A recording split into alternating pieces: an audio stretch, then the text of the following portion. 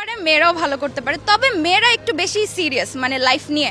আর ছেলেদের সিরিয়াসনেসটা একটু দেরি করে আসে। স্টুডেন্টদের দিক থেকে আমরা যদি হিসাব করি ছেলেরা বেশি। বাবাকে জাস্ট হ্যাটস অফ।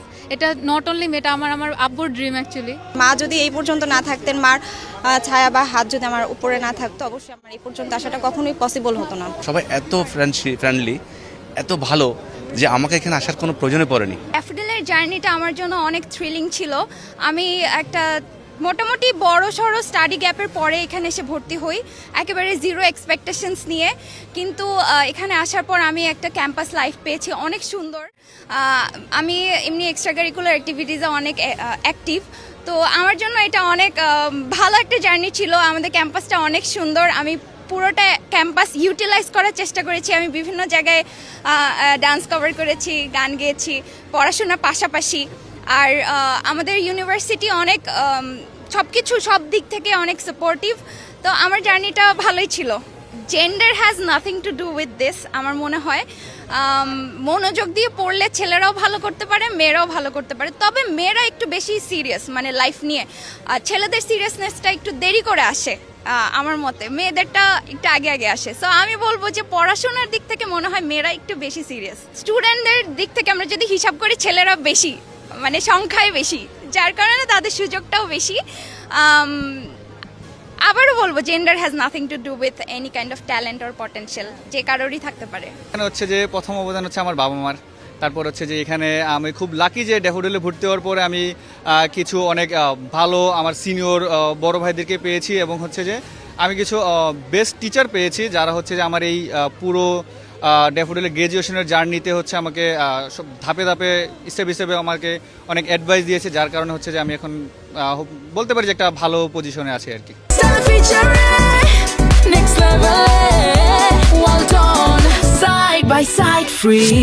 যদি এই পর্যন্ত না থাকতেন, মার ছায়া বা হাত যদি আমার উপরে না থাকতো, অবশ্যই আমার এই পর্যন্ত আসাটা কখনোই পসিবল হতো না। অবশ্যই চ্যালেঞ্জিং ছিল, কারণ আমি একটা অন্য ইউনিভার্সিটি থেকে অনার্স কমপ্লিট করেছি। আমি আমার মাস্টার্সের ডিগ্রিটা মানে ড্যাফোডিল থেকে মানে ড্যাফোডিলে এসে আমাকে একটা ডিফারেন্ট ওয়েদারের ভিতরে আমাকে মানে যেতে হয়েছে। সেক্ষেত্রে আমি বলবো যে আমি এখানে এসে অনেক পজিটিভ বিষয় আমি পেয়েছি, এবং নেগেটিভ পাইনি, সত্যি কথা যেটা, সব কিছুই পজিটিভ পেয়েছি। বিশেষ করে এটা যে এনভায়রনমেন্টটা, এখানে আসলে মনটা অটোমেটিকলি ভালো লাগে।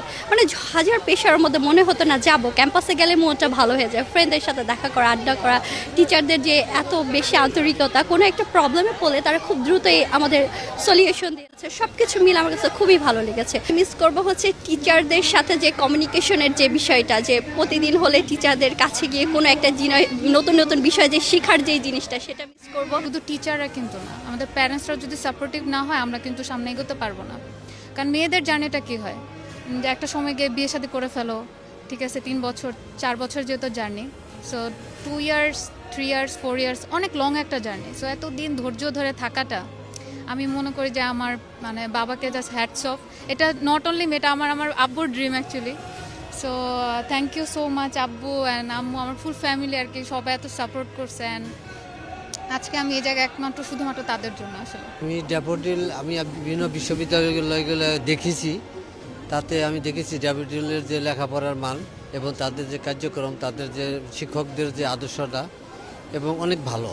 সেক্ষেত্রে আমি এটা উপলব্ধি করে মেয়েদেরকে আমি বলছি যে তুমি ড্যাফোডিলে লেখাপড়া করো, এখানে করলে তোমার জীবনে সফলতা আসবে। এই জার্নিতে সবচেয়ে বেশি সাপোর্টিভ ছিল আমার ফ্যামিলি, বিকজ হচ্ছে যখন একজন স্টুডেন্ট হচ্ছে নিজের মনের মতো একটা সাবজেক্টকে পড়তে পারে, কারণ ভার্সিটি লাইফটা তো 4টা বছরের একটা লং টার্ম পিরিয়ডের, রাইট? সো এই বিষয়ে মানে এই সময়টাতে যদি কেউ হচ্ছে আসলে নিজের মনের মতো একটা সাবজেক্ট চুজ করে যদি পড়তে না পারে, তাহলে আমি মনে করি আসলে তার সেই 4 বছরের সময়টা আসলে বলতে গেলে ওয়াস্ট হয়। আমি ছেলের ইচ্ছাকে সবসময় আমি প্রাধান্য দিয়ে থাকি, তো সেই প্রাধান্যতার দৃষ্টিকোণ থেকে যখন দেখলাম আমার ছেলে এখানে পড়ার জন্য আগ্রহী বেশি, তো আমি ঠিক আছে তুমি এগিয়ে যাও তোমার নিজের চয়েসের দিকে।